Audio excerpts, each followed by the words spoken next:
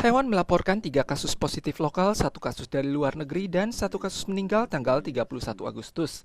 Selain itu, sebanyak 595.000 dosis vaksin AZ yang dibeli Taiwan akan tiba dari Thailand sore ini.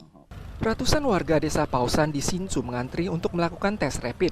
Pasalnya seorang wanita berusia 87 tahun mengalami kecelakaan dan dikirim ke rumah sakit tanggal 30. Tes PCR menunjukkan hasil positif, namun karena angka CT-nya berada pada titik kritis, ia harus diperiksa kembali. Kedua anak wanita tersebut bekerja di Toserba dan rumah makan. Dinas Kesehatan pun segera memulai operasi tes rapid setempat. Hingga tanggal 30 malam, tim medis telah memeriksa 196 warga setempat. Semuanya menunjukkan hasil negatif. Satgas Changhua berhasil mencegat seorang wanita bermarga Chen di Taoyuan yang menyelundupkan kue bulan Vietnam lewat paket udara. Di kediamannya, tim Satgas menemukan sebanyak 53 buah kue bulan Vietnam seberat 11,66 kg. Taiwan memperketat inspeksi seiring merebaknya wabah asvivirus. Pada tanggal 25, tim Satgas berhasil menahan produk ini dan hasil pemeriksaan yang keluar tanggal 28 menyatakan bahwa semua positif terkontaminasi asvivirus. 越南当地的网站，我们可以发现那个大量的越南的月饼，它就标榜说可以直送台湾。 Diakui bahwa produk ini dikirim ke Taiwan lewat paket udara dan metode tersebut telah berlangsung lebih dari setengah tahun. Sebagian besar dijual kepada imigran baru atau PMA. Ke-53 kue bulan yang disita kali ini merupakan kasus penyelundupan kue bulan terbesar yang mengandung asvivirus. Semuanya berkat jasa seorang petugas imigrasi ini. Pan Lin Yen adalah seorang petugas imigrasi dan generasi kedua imigran baru Vietnam. Ibunya berasal dari Vietnam.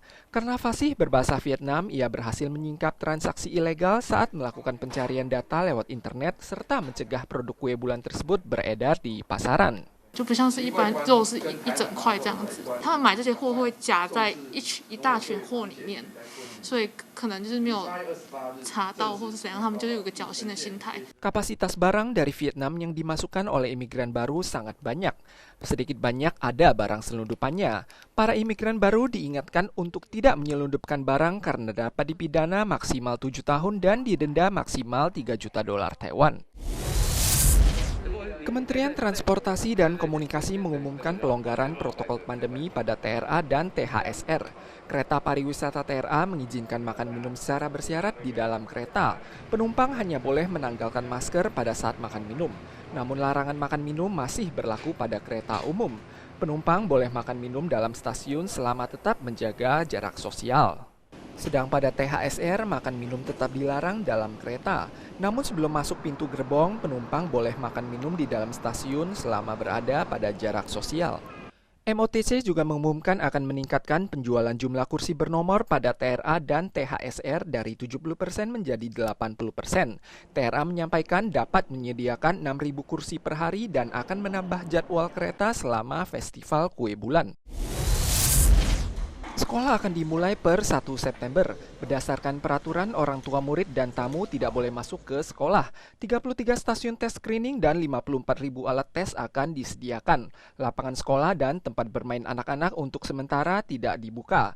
Administrasi Pendidikan Nasional mengutarakan bahwa partisi makan siang boleh tidak digunakan selama kondisi ventilasi memenuhi syarat dan menjaga jarak sosial. 维持用餐环境的通风，并可使用隔板入座或维持社交距离用餐。 Taipei mengumumkan sejumlah pedoman meliputi program latihan alat musik tiup dan eksperimen yang melibatkan indera penciuman dan perasa untuk sementara dihentikan.